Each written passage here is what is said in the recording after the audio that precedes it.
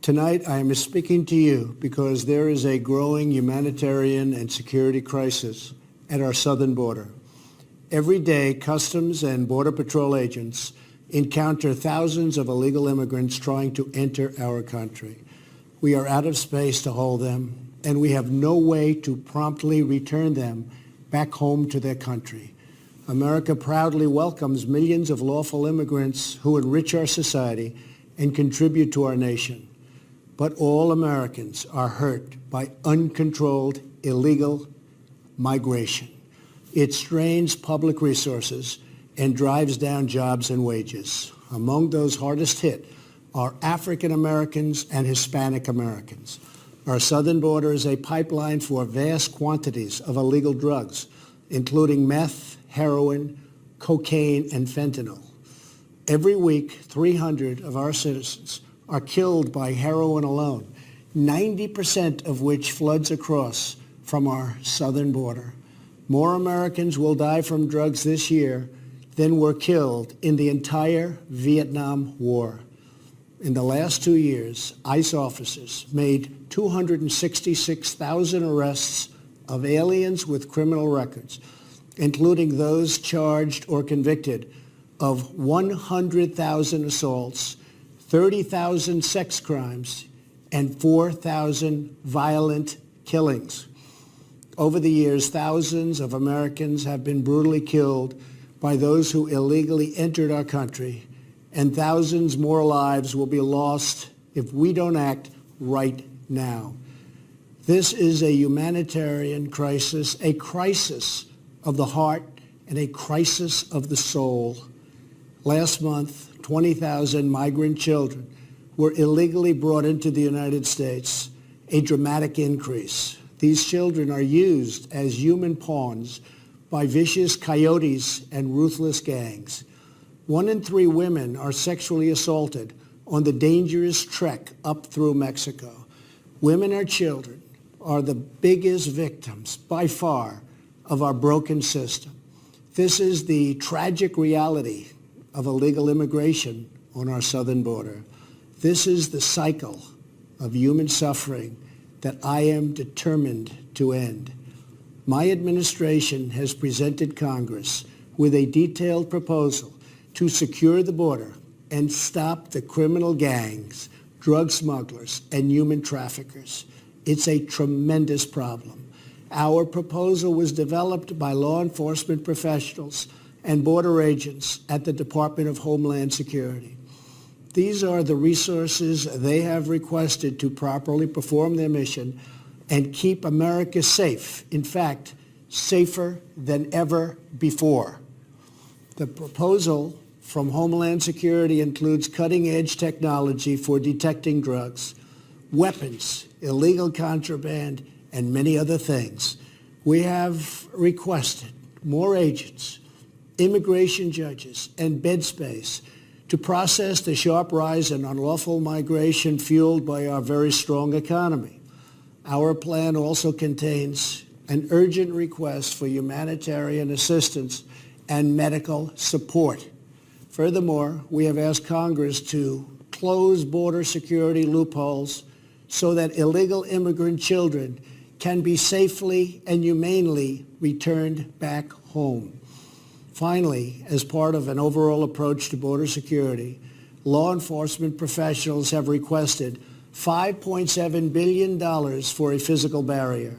At the request of Democrats, it will be a steel barrier rather than a concrete wall. This barrier is absolutely critical to border security. It's also what our professionals at the border want and need. This is just common sense. The border wall would very quickly pay for itself.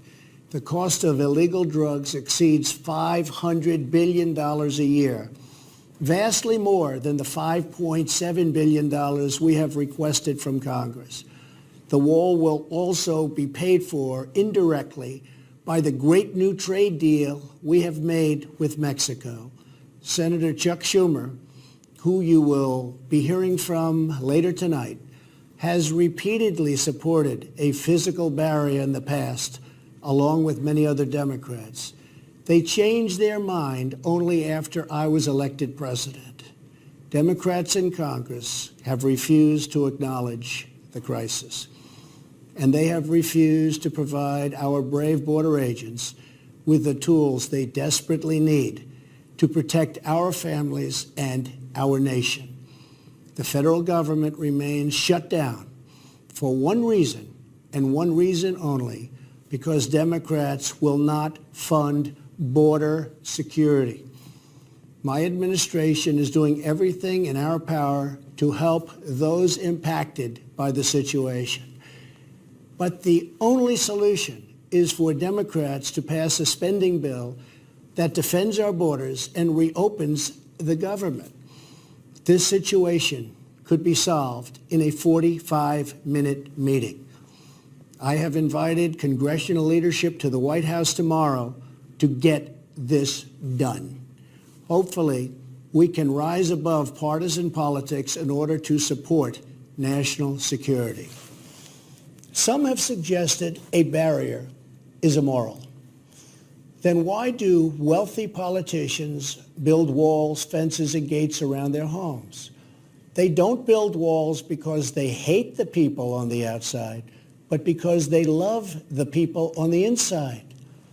The only thing that is immoral is the politicians to do nothing and continue to allow more innocent people to be so horribly victimized. America's heart broke the day after Christmas when a young police officer in California was savagely murdered in cold blood by an illegal alien who just came across the border. The life of an American hero was stolen by someone who had no right to be in our country. Day after day, precious lives are cut short by those who have violated our borders. In California, an Air Force veteran was raped, murdered, and beaten to death with a hammer by an illegal alien with a long criminal history. In Georgia, an illegal alien was recently charged with murder for killing, beheading, and dismembering his neighbor. In Maryland, MS-13 gang members who arrived in the United States as unaccompanied minors were arrested and charged last year after viciously stabbing and beating a 16-year-old girl. Over the last several years, I've met with dozens of families whose loved ones were stolen by illegal immigration. I've held the hands of the weeping mothers and embraced the grief-stricken fathers. So sad, so terrible. I will never forget the pain in their eyes, the tremble in their voices, and the sadness gripping their souls. How much more American blood must we shed before Congress does its job? To those who refuse to compromise in the name of border security, I would ask, imagine if it was your child, your husband, or your wife whose life was so cruelly shattered and totally broken. To every member of Congress, pass a bill that ends this crisis. To every citizen, call Congress and tell them to finally, after all of these decades, secure our border. This is a choice between right and wrong, justice and injustice. This is about whether we fulfill our sacred duty to the American citizens we serve. When I took the oath of office, I swore to protect our country, and that is what I will always do. So help me God.